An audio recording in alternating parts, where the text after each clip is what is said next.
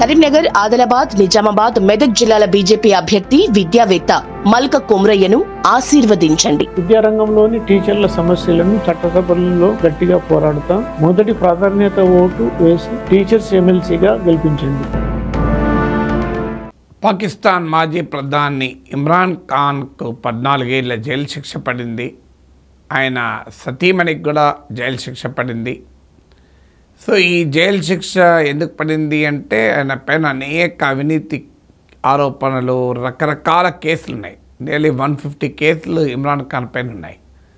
So Imran Khan ఇప్పుడు arrest కావటం, ఇప్పుడు ఈ 14 ఇయర్ జైలు శిక్ష పడడానికి కారణం అల్ ఖాదిర్ కేసు అంటారు, అల్ ఖాదిర్ ట్రస్ట్ కేసు. ఇదేంటంటే ఇమ్రాన్ ఖాన్ ఆయన సతీమణి కలిపి అల్ ఖాదిర్ యూనివర్సిటీ అని ఒక యూనివర్సిటీ పెట్టాలనుకున్నారు. అందుకొరకు ఒక మలిక్ రియాజ్ అనేటువంటి బిజినెస్ మెన్తో ఒక డీల్ కుదుర్చుకున్నారని ఆరోపణ. సో ఆయనకు $239 మిలియన్, $24 కోట్ల లబ్ధి చేకూర్చారు.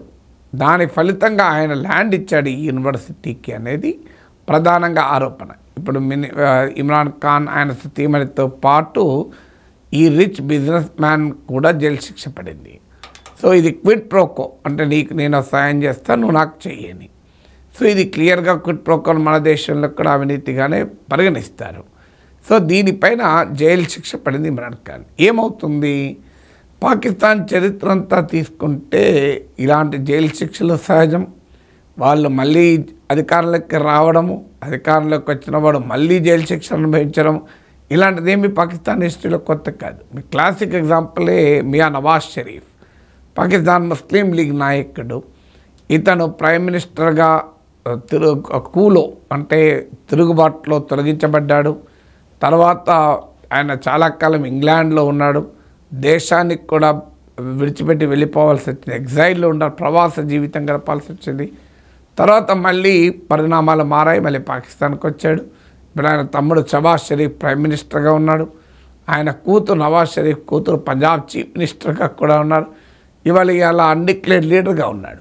మరి తేడా ఏంటి, ఆ రోజు జైలుకి ఎందుకు పోయాడు, ఈరోజు ఎందుకు మళ్ళీ అధికారాన్ని చెలాయిస్తున్నాడు? ఇమ్రాన్ ఖాన్ ఆ రోజుల్లో ఎందుకు అధికారాన్ని చెలాయించాడు, ఇప్పుడు ఎందుకు జైలుకు పోయాడు? తేడా ఏంటి అంటే తేడా ఆర్మీతో ఉన్న సంబంధాలు.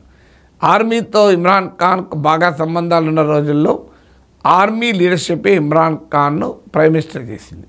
ఆ ఎన్నికల్లో ఓట్లు రిగ్గింగ్ జరిగిందన్న ఆరోపణలు కూడా వచ్చాయి.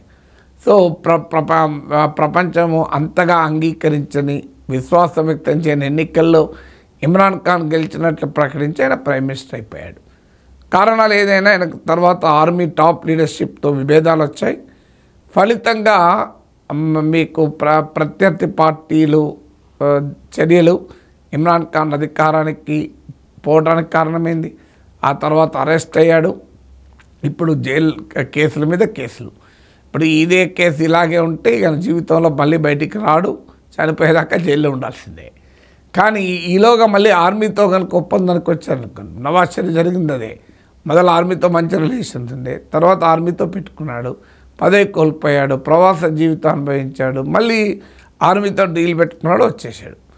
ఆర్మీతో డీల్ పెట్టుకుంటూ వస్తాడు. అందుకే ఇమ్రాన్ ఖాన్ అయితే నేను ఎట్టి పరిస్థితుల్లో ఆర్మీతో డీల్ పెట్టుకోను, నేను ప్రవాస జీవితం గడపను, నేను హౌస్ అరెస్ట్ కాను అని. చాలామంది పాకిస్తాన్ లీడర్ల పరిస్థితి ఏముంటుందంటే ఏదో ఎగ్జైల్ కనపోవాలి, లేదా హౌస్ అరెస్ట్ అని కావాలి.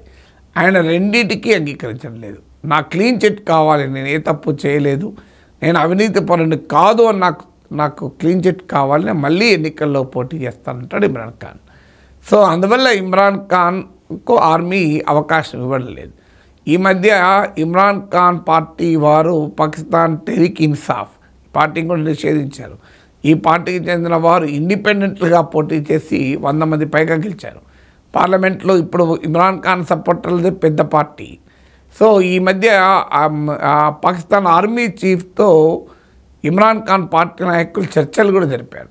ఒక డీల్ కనుక కుదిరితే ఇమ్రాన్ ఖాన్ బయటకు వచ్చేవాడు, మళ్ళీ ఎన్నికలు జరిగేదో, మళ్ళీ ప్రైమ్ మినిస్టర్ కావచ్చు, మళ్ళీ నవాజ్ షరీఫ్లో షబాజ్ షరీఫ్ జైలుకి జరిగేదేమో. కానీ ఇమ్రాన్ ఖాన్ కొన్ని కండిషన్స్ పెట్టారు. ఒక కండిషన్ అయినా 2023లో అనుకుంటాను. సో పాకిస్తాన్లో జరిగిన హింసాకాండ ఆ తర్వాతది ఇమ్రాన్ ఖాన్ అరెస్టుకు దారితీసింది. అప్పటి ఘటనలపైన న్యాయ విచారణ జరపాలి అంటున్నాడు. జైల్లో ఉన్న పొలిటికల్ ప్రిజనర్స్ను విడుదల చేయాలంటాడు. అంటే పాకిస్తాన్ టెహ్రీక్ ఇన్సాఫ్ కార్యకర్తల్ని నాయకుల్ని విడుదల చేయాలంటున్నాడు. ఈ 2 డిమాండ్లు అంగీకరించాలి అనేది ఆర్మీతో ఇమ్రాన్ ఖాన్ సపోర్టర్స్ మద్దతుదారులు చర్చ జరిపారు. ఫైనల్గా ఆర్మీకి ఇమ్రాన్ ఖాన్కు మధ్య డీల్ కుదరలేదు.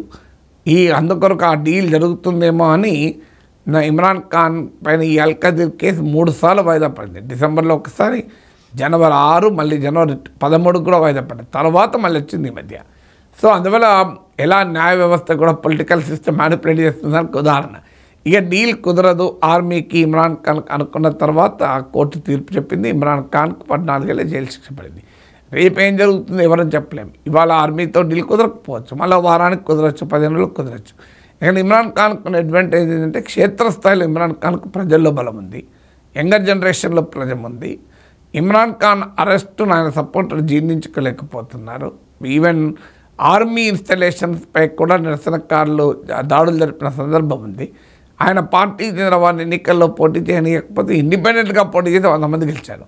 ప్రధాన పార్టీలను పాకిస్తాన్ పీపుల్స్ పార్టీ, పాకిస్తాన్ ముస్లిం లీగ్, నవాజ్ షరీఫ్ల కన్నా కూడా ఇమ్రాన్ ఖాన్ పార్టీకి ఓట్లు వచ్చాయి. అందువల్ల అల్టిమేట్గా ఆర్మీతో కనుక డీల్ స్ట్రైక్ చేసుకోగలిగితే ఆర్మీకి నవాజ్ షరీఫ్, షవాజ్ షరీఫ్ డిస్పోజబుల్ కమాడిటీ, ఇక వీళ్ళతో పని లేదు, ప్రజలు వీళ్ళతో ఇన్ఫ్లుయెన్స్ కారు అనుకున్న రోజు ఇమ్రాన్ ఖాన్ వైపు తిరుగుతారు. అల్టిమేట్గా ప్రజల్ని తమ గుప్పిట్లో పెట్టుకొని ఆర్మీ పొలిటికల్ రేషియో వాడుతూ ఉంటుంది.